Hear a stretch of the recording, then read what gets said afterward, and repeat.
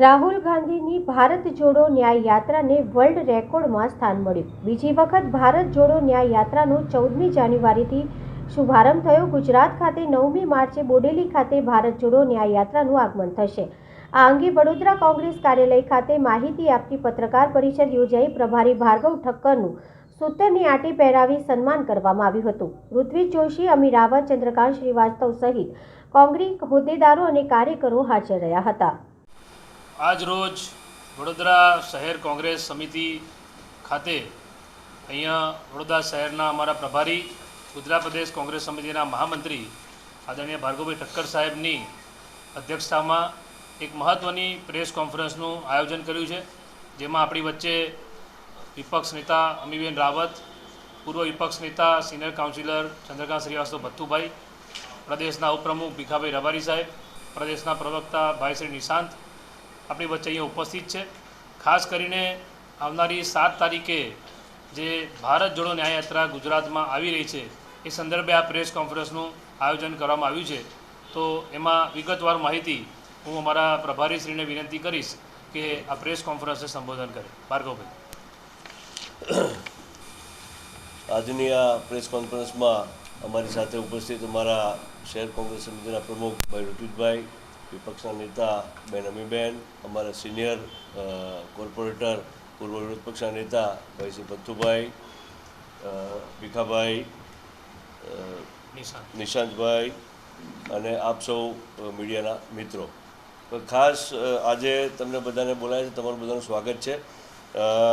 ખાસ તમને આજે માહિતી આપવાની છે કે ભારત જોડો યાત્રા, જેની ઘણા સમયથી ગુજરાતના લોકો, આગેવાનો, અમારા કાર્યકર્તાઓ અને ગુજરાતની પ્રજા જેની રાહ જોઈ રહી હતી, અને પહેલી જે ભારત જોડો યાત્રાની ભવ્ય સફળતા પછી આજે બીજી ભારત જોડો યાત્રા ક્યારે નીકળશે એ બાબતે એક ઉત્સુકતા હતી, અને બીજી યાત્રાની પણ સફળતાપૂર્વક શરૂઆત આપણે જોયું કે અલગ અલગ રાજ્યોમાંથી યાત્રા આવી, અને એ રાજ્યોમાં કેટલો ઉત્સાહ લોકોને હતો, કેટલા લોકો જોડાયા, અને ખૂબ લોકોને સંતોષ થયો રાહુલજીને મળીને કે ભાઈને અમે રાહુલજી સાથે વાત કરી, ઇન્ટરેક્ટ કર્યું, અમારા પ્રશ્નોને કહ્યા, રાહુલજીએ પણ એમને સારી રીતે એમની સાથે કોઓર્ડિનેશન કર્યું, વાત કરી અને લોકોના પ્રશ્નો જણાવવાનો પ્રયત્ન કર્યો। સરકાર તો આપણી છે નહીં, એટલે પ્રશ્નનું સોલ્વ કરવું આપણા હાથમાં નથી, પણ એ પ્લેટફોર્મ પર સારામાં સારી રીતે પ્લેટફોર્મ પર આપણે વાતને મૂકી શકીએ તો સરકારની આંખો ખુલે। આપના માધ્યમથી, મીડિયાના માધ્યમથી, સોશિયલ મીડિયાના માધ્યમથી કોંગ્રેસ પાર્ટી લોકોના પ્રશ્નોને વાચા આપે તો સરકારની આંખ ખુલે અને લોકોને રાહત મળે। આ એક આશય ભારત જોડો યાત્રાનો આશય છે કે જે લોકોનું કોઈ સાંભળતું નથી, જે લોકોની વાતને કોઈ સમર્થન મળતું નથી, જે લોકોની વાતો સરકાર સુધી પહોંચતી નથી અથવા તો સરકાર એને ધ્યાન પણ નથી લેતી, એ બધી વાતોને ઉજાગર કરવા માટે, લોકોના પ્રશ્નોને ઉજાગર કરવા માટે રાહુલ ગાંધીજી આટલી કઠોર, જેને આપણે જોયું કે ગિનિસ બુકમાં જેનું નામ આવ્યું છે કે કોઈપણ રાષ્ટ્રીય નેતાએ, કોઈપણ વર્લ્ડના કોઈપણ નેતાએ પદયાત્રા, આટલી મોટી પદયાત્રા કરી હોય એવું પહેલી વખત વર્લ્ડ રેકોર્ડ થયો છે, અને એ વર્લ્ડ રેકોર્ડ રાહુલ ગાંધીજીએ કર્યો છે, કોંગ્રેસના અમારા નેતાએ કર્યો છે। એટલે એ યાત્રા જ્યારે ગુજરાતમાં પ્રવેશવા જઈ રહી છે ત્યારે અમને બધાને ખૂબ ઉત્સાહ છે, ગુજરાતની જનતાને પણ ખૂબ ઉત્સાહ છે। એની થોડી ડિટેલ તમને બધાને આપું। 7મી તારીખે ઝાલોદ ખાતે બપોરે 3 વાગે આ યાત્રા ગુજરાતમાં પ્રવેશશે, અને ત્યાં આગળ રાત્રિ રોકાણ થશે। એ દિવસે ઝાલોદમાં એ યાત્રા રહેશે। 8 તારીખે સવારે 8 વાગે દાહોદથી યાત્રા શરૂ થશે। 11 વાગે ગોધરામાં બસ સ્ટેન્ડ આજુબાજુમાં પદયાત્રા છે, અને એ દિવસે 8મી તારીખે આખો દિવસ એ રીતનો કાર્યક્રમ છે। 9 તારીખે બપોરે 2 વાગે 8 તારીખે બપોરે 2 વાગે કાલોલ ખાતે આ યાત્રા કોંગ્રેસ ભવન પંચમહાલ ત્યાંથી શરૂ થશે, અને પાવાગઢ ખાતે જશે, પછી શિવરાજપુરા છે, પછી જાંબુઘોડા, પંચમહાલ, અને પછી જાંબુઘોડામાં રાત્રિ રોકાણ છે। વિશેષ આખા યાત્રાની ડિટેલ તો આમ તો અમારા પ્રદેશ પ્રમુખ શ્રી શક્તિસિંહ ગોયલ સાહેબે પ્રેસ કોન્ફરન્સ કરી છે અને બધી જ માહિતી મીડિયા સુધી પહોંચાડી છે, છતાં પણ ફરીથી હું આપ સૌને આ માહિતી તમારી સાથે શેર કરી રહ્યો છું। અને પછી 9 તારીખે સવારમાં બોડેલી, અલીપુરા બોડેલી સર્કલથી યાત્રા શરૂ થશે, અને ત્યાં આગળ બરોડાના અમારા આગેવાનો, કાર્યકર્તાઓ અને લોકો ત્યાં બોડેલી ખાતે યાત્રામાં જોડાશે બધા। અહીંથી ખૂબ મોટા આગેવાનો, સામેથી લોકોના ફોન આવી રહ્યા છે કે ભાઈ અમારે ક્યાં જવાનું છે, ક્યારે જવાનું છે, શું છે, ખૂબ ઉત્સાહ અમારા કાર્યકર્તાઓમાં છે, કારણ કે અમારા માટે અને લોકો માટે આ યાત્રા ખૂબ મહત્ત્વપૂર્ણ છે। કારણ કે આ યાત્રાનું બહુ રાજકીય ખૂબ મહત્ત્વ છે. કારણ કે લોકો સુધી લોકો કંટાળી ગયા છે આ બધી વાહવાહીને વાતો અને બીજું ને ત્રીજું ને લોકોનું ધ્યાન ડાયવર્ટ કરી દેવાનું, કોઈ પણ વાતમાંથી લોકોનું ધ્યાન ડાયવર્ટ કરી દેવાનું, મીડિયાને પણ ડાયવર્ટ કરી દેવાનું, નવો મુદ્દો પકડાઈ દેવાનો, એટલે જે ઓરિજિનલ વાતો હોય વાત આગીપાછી થઈ જાય અને મીડિયા પર નવા મુદ્દા ઉપર ચડી જાય. એટલે આ બધી વાતોને ઉજાગર કરવા માટે રાહુલ ગાંધીજી ગુજરાતમાં આવી રહ્યા છે. 9 તારીખે અલીપુરા બોડેલી સર્કલથી ચાલુ થઈ નસવાડી જશે, કેવડિયા કોલોની જશે, પછી સંતોષ ચોકડી રાજપીપળાથી પાછી પદયાત્રા છે. બપોરે લંચ માટેનો બ્રેક છે. ત્યાંથી નેત્રંગ ભરૂચથી યાત્રા ચાલુ થશે.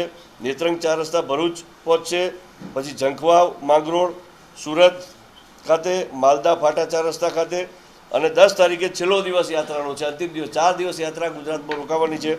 સવારે 8 વાગે માંડવી સુરતથી યાત્રા ચાલુ થશે અને માંડવી ખાતે પછી અમર જવાન ચોક બારડોલી, સરદાર ચોક બારડોલી અને જૂના બસ સ્ટેન્ડ વ્યારા, આ રીતનો આખો 10 તારીખ સુધી બપોર સુધીનો કાર્યક્રમ છે. 10મીએ બપોર પછી યાત્રા મહારાષ્ટ્રમાં સાંજે પ્રવેશશે. એટલે મણિપુરથી મુંબઈ સુધીની આ બીજી જે રાહુલ ગાંધીની જે યાત્રા છે એનું ખૂબ રાજકીય મહત્ત્વ છે અને ખૂબ સારો રિસ્પોન્સ. તમે જુઓ કે જે જગ્યાએ કોંગ્રેસની સરકારો નથી ત્યાં આગળ પણ લાખો લોકો રાહુલજીને મળવા માટે, એમને જોવા માટે, એમની વાત સાંભળવા માટે અને ઉમટે છે અને ખૂબ લોકોને આ બાબતનો ઉત્સાહ છે. ભારત જોડો યાત્રા, ભારત જોડો ન્યાય યાત્રા એટલે લોકોને ન્યાય અપાવવાની યાત્રા છે. લોકોના પ્રશ્નોને એક્સપોઝ કરવાના, લોકોના પ્રશ્નોને ઉજાગર કરવાના, લોકોના પ્રશ્નોનો હાઇલાઇટ કરવાના. કારણ કે આમાં શું છે, પ્રશ્નો જ્યાં સુધી હાઇલાઇટ ના થાય ત્યાં સુધી સરકારનું કાન ના ખુલે, સરકારને એ વાતની સમજ ના પડે કે આ વસ્તુનું કેટલું મહત્ત્વ છે ને હવે લોકો નહીં ચલાવે.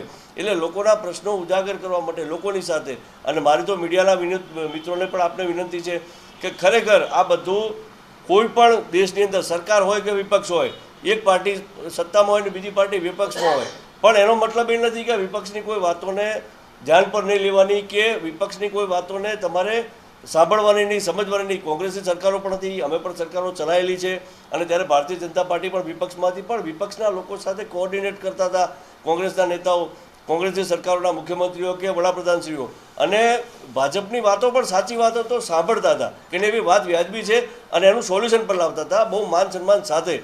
આ બધી પરંપરાઓ તૂટી ગઈ છે. એટલે મીડિયાના મિત્રોને પણ મારે વિનંતી છે કે આપણા દેશમાં લોકશાહી આપણે જો ચલાવીએ છીએ, રાખીએ છીએ, તમને અમને બધાને નડશે આ બધી વસ્તુઓ. એટલે જે વ્યાજબી વાતો છે, સારી વાતો છે, ન્યાય યાત્રા, કોઈ આમાં નેગેટિવ વાત નથી, કોઈની ખરાબ બોલવાની વાત નથી. એટલે આ યાત્રાને પણ તમે બધા પણ ખૂબ સમર્થન આપજો. તમને બધાને પણ મારું આમંત્રણ છે કે ત્યાં યાત્રામાં 4 દિવસ જેને જે પણ મીડિયાના પ્રતિનિધિઓ હોય એ મીડિયાના પ્રતિનિધિઓ પણ એ યાત્રામાં જોડાજો અને યોગ્ય વસ્તુઓ તમને લાગે તો યોગ્ય વસ્તુઓને તમારા ચેનલ થ્રુ પણ એક્સપોઝ કરજો, જેથી લોકોના પ્રશ્નોને વાચા મળે. અને આ લોકો માટે કરવાનું છે, કંઈ કોંગ્રેસ માટે કંઈ કરવાનું છે એવી વાત નથી, આ કોઈ સત્તા માટેની લડાઈ નથી, પણ લોકોના પ્રશ્નો છે તો છે, એ પ્રશ્નો સાચા છે. એમાં અચ્છા સાચા ના હોય તો સરકાર જવાબ આપે કે ભાઈ આ તમારી વાત ખોટી છે, અમે સાંભળવા માટે તૈયાર છીએ. અમે જે પણ પ્રશ્નો અમારી પાર્ટી કે અમારા રાહુલ ગાંધીજી ન્યાય યાત્રામાં ઊભા કરે છે કે જ્યારે પણ જે પણ મુદ્દા ઊભા કરે છે એ પ્રશ્નો જો ખોટા હોય તો કહેવાની છૂટ છે કે ભાઈ તમારો આ મુદ્દો ખોટો છે.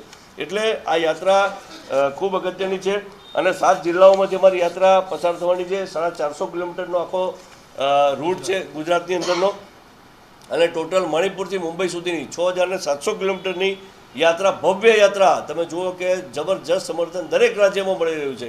આવી ભવ્ય યાત્રા ગુજરાતમાં પ્રવેશવા જઈ રહી છે ત્યારે અમે સૌ અમારી ગુજરાત કોંગ્રેસ શ્રી રાહુલ ગાંધીજીનું ખૂબ ખૂબ સ્વાગત કરે છે અને એ યાત્રા અમે તન મન ને ધનથી બધા જોડાઈશું. આપ સૌને પણ મારી વિનંતી છે કે આ યાત્રામાં જોડાજો અને લોકોના પ્રશ્નોને વાચા આપજો. આ યાત્રાની તૈયારીના ભાગરૂપે અમે આજે મિટિંગ પર 4 વાગે બોલાવી છે અને અહીંથી બધા 9 તારીખે સવારમાં બરોડાના અમારા આગેવાનો 9 તારીખે બોડેલી ખાતે આ યાત્રામાં જોડાવાના છે. એટલે આ માહિતી આપવા માટે જ આપણે અહીં બોલાવ્યા હતા. આપનો ખૂબ ખૂબ આભાર. કોઈ પ્રશ્ન હોય તો આપનું સ્વાગત છે.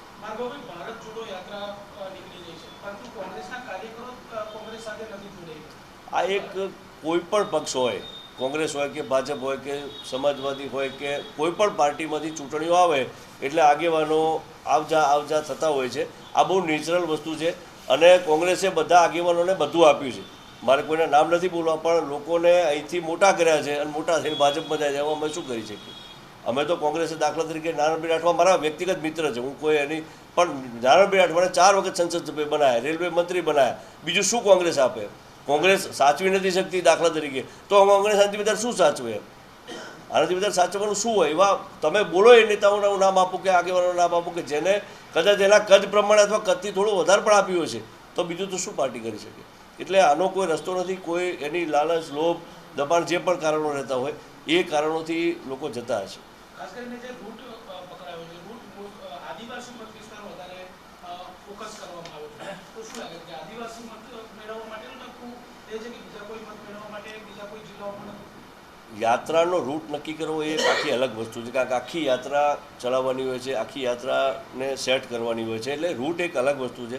પણ કોઈ પણ રૂટમાં યાત્રા નીકળ્યો હોય, એવો દાખલે મહારાષ્ટ્રમાં અમુક રૂટ પસંદ કર્યો છે, એવો રાજસ્થાનમાં અમુક રૂટ પસંદ કર્યો છે, પણ વાતો તો લોકોના પ્રશ્નોની થાય છે, આખા દેશના શું પ્રશ્નો છે એની વાતો થાય છે. કયા રૂટમાંથી યાત્રા નીકળે છે એ એટલું બધું ઇમ્પોર્ટન્ટ એટલા માટે નથી કે યાત્રા દરેકે દરેક ખૂણામાંથી તો નીકળી ન શકે, એટલે આખી યાત્રા મણિપુરથી ચાલુ કરીને મુંબઈ સુધી પહોંચવાની હોય તો જે રૂટ ઇઝી પડે અને દરેક એના ટેકનિકલ મુદ્દાઓ હોય એના આધારે આખો યાત્રાનો રૂટ નક્કી થતો હોય છે, પણ વાતો તો આખા દેશના પ્રશ્નોની થાય છે. યાત્રા ભરૂચથી પસાર થવાની છે અને ઇન્ડિયા ગઠબંધન અંદર ભરૂચ સીટ આમ આદમી પાર્ટીની આની વાત છે, તો પછી આમ આદમી પાર્ટીના પણ લોકો આમાં જોડાશે કે એમને વેલકમ કરશે? ચોક્કસથી ઇન્ડિયા ગઠબંધન, દાખલા કે તમે જોયું કે બિહારની અંદર લાલુ પ્રસાદ યાદવજી, તેજસ્વી યાદવજી જોડાયા, યુપીની અંદર અખિલેશ યાદવજી જોડાયા, એમ ઇન્ડિયા ગઠબંધનના જે પણ ટેકેદારો છે એ બધા લોકો દરેક રાજ્યમાં જોડાય જ છે. એટલે સ્વાભાવિક રીતે આમ આદમી પાર્ટીને 2 સીટ ગુજરાતમાં ગઠબંધન થયું છે, બીજા રાજ્યોમાં પણ થયું છે, તો એ લોકો પણ જોડાશે ચોક્કસ. આના સ્થાનિક કોંગ્રેસના જે લોકો છે એ લોકો કહી રહ્યા છે કે આજે ગઠબંધન છે ક્યાંક એમની સાથે અન્યાય નથી. નાના મોટા કોઈ પણ પ્રશ્નો આપણા ઘરમાં પણ હોય છે, એ પ્રશ્નો અમે ઘરમાં બેસીને સોલ્વ કરી દઈશું. અને કોંગ્રેસે જે પણ નક્કી કર્યું છે, આમ આદમી પાર્ટી કે ઇન્ડિયા ગઠબંધનની જે પણ સીટો નક્કી કરી છે એ પ્રેમથી બધા સાથે મળીને લડશે. એક મુદ્દો એવો પણ આવ્યો હતો કે આમ આદમી જે કોઈ પણ કેન્ડિડેટ હોય એ કોંગ્રેસના બેનર લઈને ભરૂચમાં લડે.